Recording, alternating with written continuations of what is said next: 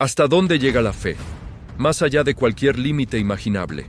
Clavos reales, palmas reales, sangre real, fe real.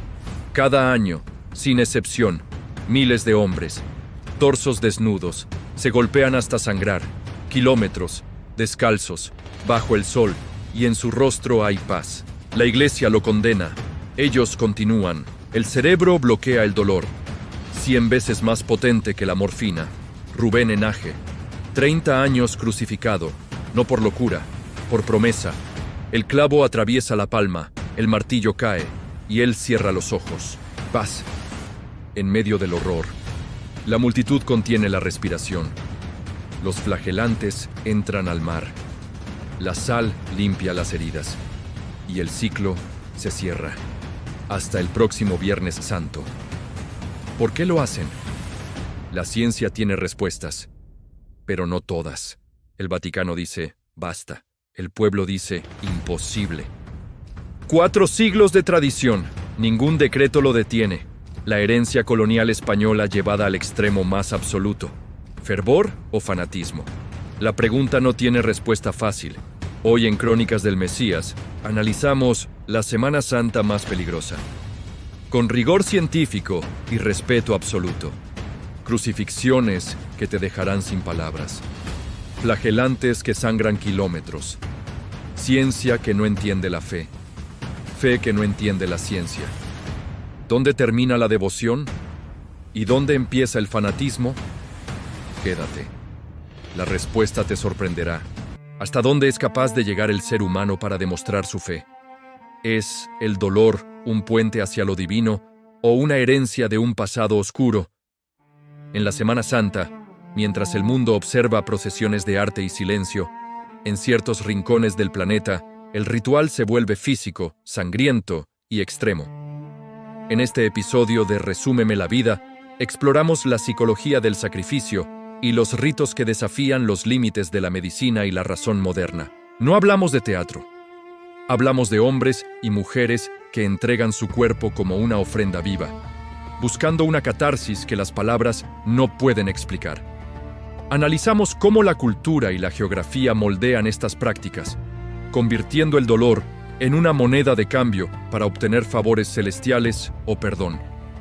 La resistencia humana ante el trauma físico durante estos días es un fenómeno que fascina a neurólogos, sociólogos y teólogos por igual en todo el mundo. Observamos el detalle macro de una mano temblorosa que sostiene un rosario, preparándose para una jornada donde la piel será el lienzo de la devoción. Bienvenidos a un viaje por el límite del dolor, donde el fervor religioso se encuentra con la resistencia más cruda del organismo ante el castigo voluntario. Entender estos ritos requiere despojarse de prejuicios occidentales y sumergirse en la creencia de que el sufrimiento físico purifica el alma de forma inmediata. Iniciamos nuestro recorrido en las calles, donde el aire pesa por el calor y la expectación de un sacrificio que se repite año tras año. El concepto de promesa o voto es el motor que empuja a miles de personas a participar en actos que el espectador común consideraría una locura. Investigamos las raíces históricas de la mortificación corporal, una práctica que ha existido en casi todas las religiones, pero que aquí alcanza su cenit visual. La cámara captura la tensión en los rostros de los penitentes, una mezcla de miedo ancestral y una determinación férrea que ignora el instinto de preservación. El límite de la resistencia humana es puesto a prueba bajo un sol implacable, donde la fe actúa como un anestésico psicológico poderoso y difícil de comprender. Este es el preludio de la Semana Santa más peligrosa del mundo, un documento sobre la fuerza del espíritu sobre la fragilidad de la carne. En la provincia de Pampanga, en Filipinas, el pequeño pueblo de San Pedro Cutud se convierte cada Viernes Santo en un Gólgota moderno y real. Aquí, hombres como Rubén Enaje se someten a la crucifixión real, permitiendo que clavos de acero atraviesen sus palmas y pies ante miles de personas. Analizamos el ritual de los clavos, piezas de 10 centímetros, desinfectadas en alcohol, que son martilleadas por centuriones que siguen una tradición familiar estricta. El sonido del martillo contra el metal es un SFX que hiela la sangre del turista, pero que para el local es el clímax de la devoción. Observamos el detalle macro del clavo entrando en la madera, atravesando la carne en zonas que evitan arterias principales para evitar una hemorragia fatal inmediata. Los crucificados permanecen varios minutos en la cruz, bajo un calor sofocante, ofreciendo sus heridas por la salud de sus hijos o por pecados pasados. Investigamos la logística de este evento, donde ambulancias y médicos esperan a pocos metros para tratar las heridas nada más bajar a los penitentes. La crucifixión filipina es el rito más famoso del mundo por su crudeza visual, atrayendo a fotógrafos internacionales que buscan captar el rostro del dolor absoluto. El contraste es total. Una fiesta popular con puestos de comida y música que rodea el escenario de una tortura voluntaria y sagrada para ellos. Analizamos el perfil del crucificado. Trabajadores humildes que encuentran en este acto una forma de heroísmo espiritual que les otorga respeto en su comunidad. Las heridas tardan semanas en curar, pero los participantes aseguran que no sienten el dolor de la misma forma gracias al estado de trance previo. Observamos el detalle del rostro de un penitente en la cruz, con los ojos cerrados y los labios murmurando oraciones en un dialecto local lleno de fe. Científicamente, el cuerpo libera una cascada de endorfinas y dopamina para bloquear el trauma, permitiendo que el individuo mantenga la conciencia durante el proceso. La crucifixión en Filipinas ha sido criticada por el gobierno y la salud pública, pero la tradición es tan fuerte que ninguna ley ha logrado prohibirla. El descenso de la cruz es un momento de liberación colectiva, donde el penitente es llevado en camilla como un santo viviente entre la multitud emocionada. Investigamos las variantes de este rito en otras islas, donde las cruces son más altas y el tiempo de exposición al sol es mayor para aumentar el sacrificio. El detalle de las manos vendadas tras el acto muestra la realidad física de un rito que deja cicatrices permanentes como medallas de honor espiritual. Filipinas nos muestra la cara más extrema de la herencia colonial española, llevada a un paroxismo de sangre y fe que no tiene igual en el mundo. La fe aquí no se discute, se sangra, y cada clavo es un testimonio de una conexión con Jesús que la mente racional no puede procesar fácilmente. Concluimos este capítulo en el montículo de la crucifixión, donde el polvo se mezcla con la sangre en una imagen que resume la pasión filipina. Antes de las crucifixiones, las carreteras de Filipinas se llenan de miles de hombres con el torso desnudo y el rostro cubierto, avanzando en un ritmo hipnótico. Son los flagelantes, penitentes que golpean sus espaldas con látigos de bambú hasta que la piel se abre y la sangre brota de forma constante. Analizamos el instrumento de tortura, el burillo, un conjunto de varillas de madera que golpean rítmicamente la zona lumbar y escapular del fiel. El ritual comienza con pequeños cortes realizados con cristales rotos o cuchillas para facilitar que la sangre fluya y no se produzcan hematomas internos graves. Observamos el detalle macro del látigo golpeando la piel, creando una neblina roja que salpica a los espectadores y a los muros de las casas del pueblo. Los flagelantes caminan kilómetros bajo el sol, descalzos, deteniéndose ante cada iglesia para postrarse en el suelo caliente y recibir más golpes de compañeros. La sangre como promesa es un concepto antiguo. El líquido vital se entrega para limpiar las manchas del alma, un intercambio simbólico de fluidos y fe. Investigamos la higiene de este proceso, donde el agua salada del mar se utiliza a menudo para lavar las heridas al final de la jornada de pasión. El olor del aire en estas calles es una mezcla de hierro, incienso y sudor, una atmósfera sensorial que satura los sentidos de cualquier observador externo. Analizamos la coreografía de la flagelación, un movimiento coordinado que requiere un esfuerzo físico inmenso, llevando al cuerpo al borde del colapso por agotamiento. Para muchos de estos hombres, la flagelación es una terapia grupal, un momento de hermandad donde el dolor compartido crea vínculos indestructibles entre los vecinos. El detalle de las túnicas blancas manchadas de rojo crea una estética visual poderosa, la representación gráfica de la pureza que surge a través del castigo. La ciencia explica cómo el cerebro entra en un estado de euforia tras varios minutos de golpes constantes, permitiendo al penitente continuar sin detenerse por horas. Observamos a los niños que acompañan a sus padres, aprendiendo desde pequeños que el sacrificio físico es la forma más alta de lealtad a la tradición familiar. Investigamos ritos similares en otros países, como en Italia o España, con los picaos, donde la flagelación es más controlada, pero igualmente impactante y antigua. La espalda del flagelante se convierte en un mapa de su vida, cicatrices sobre cicatrices que narran décadas de promesas cumplidas cada Viernes Santo. El sonido del látigo golpeando la carne es como un metrónomo sagrado que marca el paso del tiempo en estas comunidades donde la fe es la ley suprema. Analizamos la reacción de los turistas, que oscila entre el horror y la fascinación, ante un espectáculo que desafía las normas de seguridad del siglo XXI. La sangre en el asfalto es el rastro de una devoción que no entiende de razones, solo de sentimientos profundos y de una necesidad de redención física. Concluimos este capítulo con la imagen de los flagelantes entrando en el mar al atardecer, un bautismo de sal y dolor que cierra el ciclo de la promesa.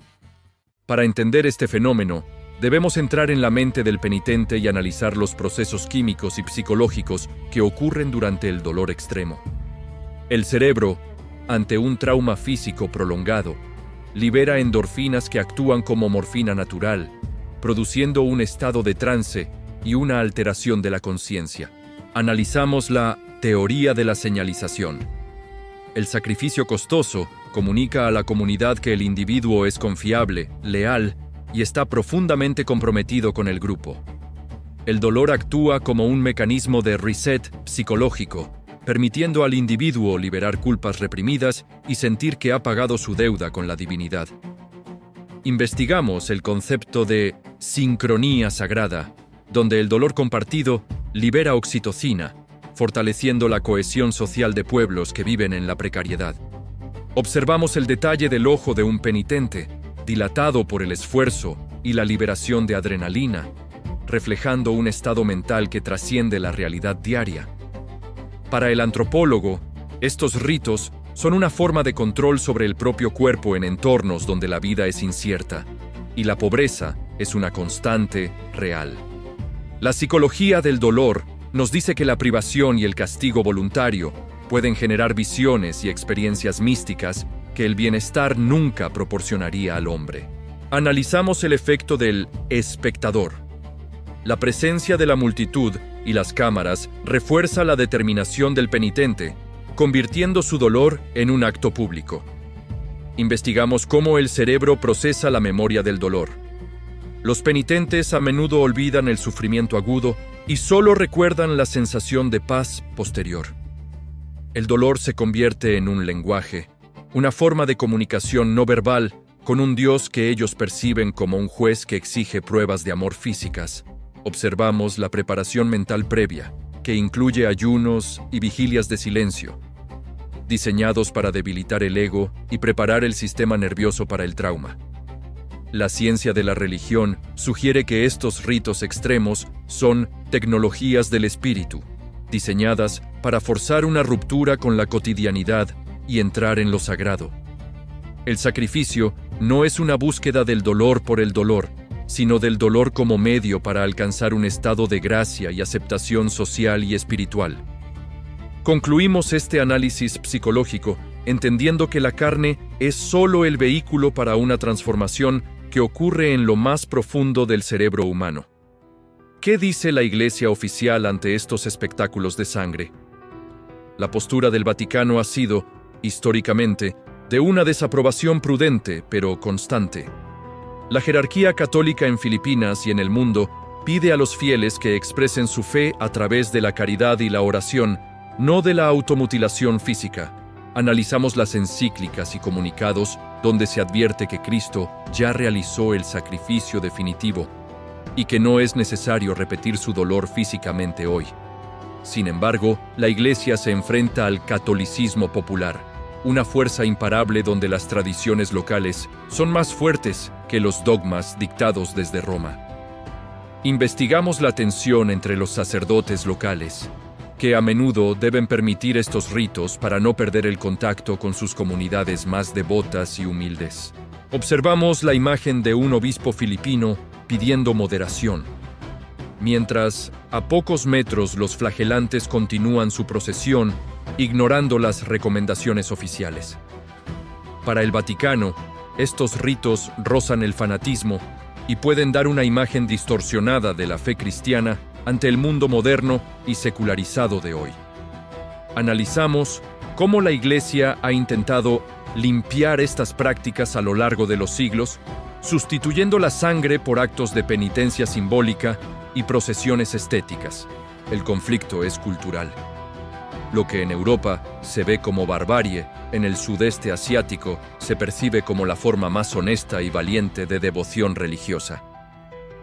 Investigamos casos donde la Iglesia ha llegado a prohibir la entrada de flagelantes en los templos, obligándolos a realizar sus ritos en las plazas públicas. El detalle de un crucifijo de oro en una catedral contrasta con la cruz de madera tosca y sangre real de la calle, simbolizando las dos caras de la misma fe. La Iglesia teme que el componente de espectáculo turístico devalúe el sentido espiritual de la Semana Santa, convirtiendo el sacrificio en una atracción de feria.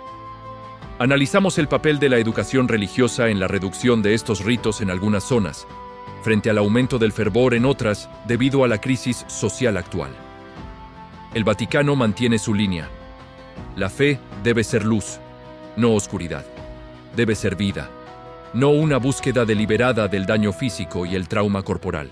Concluimos este capítulo viendo cómo la institución y el pueblo caminan por senderos diferentes, unidos por el mismo Dios, pero separados por la forma de adorarlo.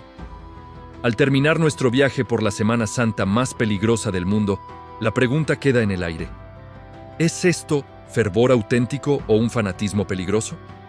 No hay una respuesta única. Lo que para uno es una aberración, para otro es la única forma de sentir que su vida tiene un propósito sagrado y superior. Hemos visto el límite del dolor y la fuerza de una tradición que se niega a morir a pesar de las críticas de la ciencia, la Iglesia y la modernidad global.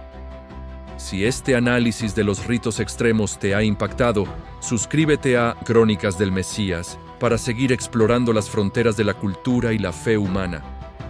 Activa la campana para no perderte nuestro próximo estreno, donde analizaremos la arqueología prohibida y los objetos que la ciencia prefiere no tocar todavía. Comparte este documental con quienes buscan entender la complejidad de la mente humana, ayudándonos a difundir un contenido con rigor y profundidad antropológica. Queremos saber tu opinión en los comentarios. ¿Dónde crees que está la línea entre la devoción sana y el sacrificio extremo que pone en riesgo la vida? Gracias por dedicarnos estos 18 minutos para asonarnos al abismo del dolor y la fe en los lugares más remotos y fascinantes de nuestro planeta hoy. Nos vemos en el próximo episodio de Crónicas del Mesías, donde seguiremos analizando la realidad con tecnología, respeto y una mirada crítica y profunda. La fe tiene 1000 caras y algunas están grabadas con sangre y acero. Hasta pronto, amigos de la historia, y gracias por acompañarnos en este viaje.